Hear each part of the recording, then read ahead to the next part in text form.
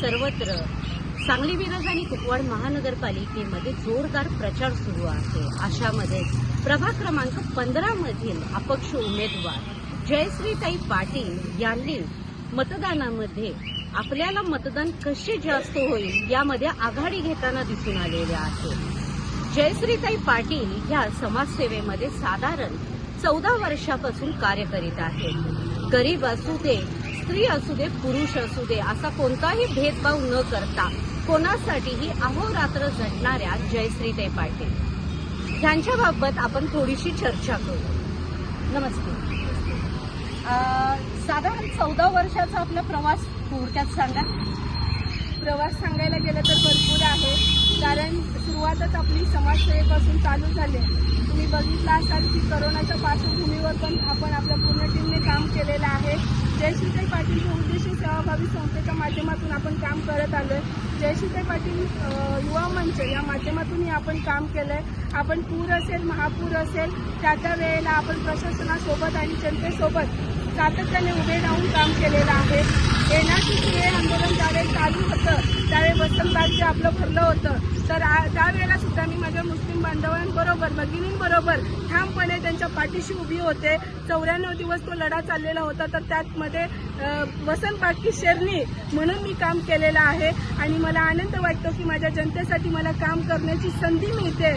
14 वर्षाचा संघर्ष हा आपल्या इतिहासात गवा आहे, कारण संघर्ष केल्याशिवाय यश कुणालाच प्राप्त होत नाही। कारण जे शॉर्टकटमध्ये मिळालेलं सुख असतं आणि जे यश असतं ते शेवटपर्यंत टिकत नाही। जे सत्य वाटतं की माझ्या जनतेसाठी मला काम करण्याची संधी मिळते।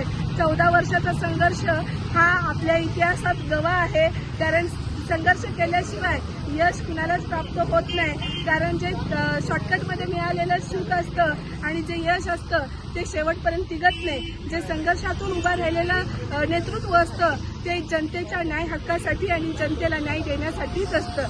त्यामध्ये आपण बघू शकता आज युवकांना रोजगार नाही, युवतींना रोजगार नाही आहे, महिलांवरती होणारे अत्याचार असतील आणि तुम्ही बघत असाल रस्ती, डरनीस आणि गटारी या पलीकडे सुद्धा वार्डात भरपूर समस्या आहेत। आरोग्याचे विषय आहेत, तुम्ही बघताय शिक्षणाचे विषय आहेत। आज प्रत्येक गोष्टीमध्ये आज आपला प्रभाग पाठीमागं पडलेला आहे।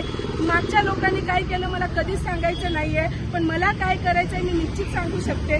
प्रभागाच्या विकासासाठी मी माझे 24 तास देण्यासाठी सक्षम आहे आणि मी माझा पूर्ण वेळ माझ्या जनतेसाठी दिलेला आहे। 12 वर्ष झालं तेच करते, इथून पुढच्या काळात पण मी तेच करेल। जनतेसाठी मी अहोरात्र उभी आहे।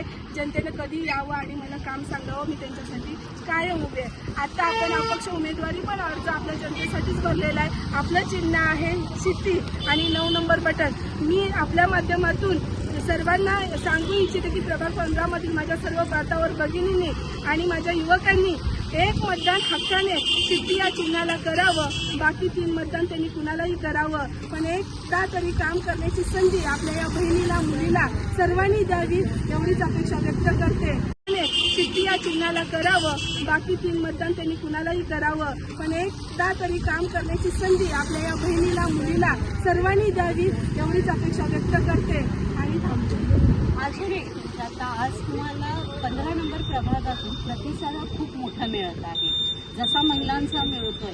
प्रत्येक समाजातून जयश्री पाटील ह्या निवडून याव्या ह्यासाठी सगळेजण प्रयत्न करतात। त्या सर्वांच्या बद्दल तुम्ही काय बोलाल? मी त्यांचं खरंच मनापासून आभार मानते की प्रत्येक घराघरात एक मान सन्मान मिळाला। प्रत्येक घरातून एक अपेक्षा आहे की तिथं काम करणारी व्यक्ती जावी आणि आमच्यासाठी लढणारं व्यक्तिमत्व आणि नेतृत्व त्या महानगरपालिकेत जावं आणि सगळ्यांना जयश्री पाटील हे नाव मला दिलेलं माझ्या जनतेनंच आहे। समाजसेवकाही नाव दिलेलं सुद्धा माझ्या जनतेनं आहे। आज ही जयश्री पाटील जी काय उभी आहे या गणरायाच्या पांढरीमध्ये ती फक्त माझ्या सांगलीकरांमुळे आहे, माझ्या वार्डामुळे आहे। माझी सुरुवात या वार्डापासून झाली, माझा शेवट या वार्डातच होणार। मी एवढंच सांगते आणि मला आनंद आहे। माझ्या सगळं माता भगिनी ज्या त्या घरात जाते मला आनंदाने स्वीकारतायत, हे मला बघून खूप आनंद होतोय। यातच माझा विजय मी घोषित करते। आता आपण जयश्रीताई पाटील यांच्याबरोबर बोलतो। जयश्रीताई पाटील ह्या एक शेरणी म्हणून आजपर्यंत प्रत्येक आंदोलनामध्ये समोर उभारलेल्या आहेत।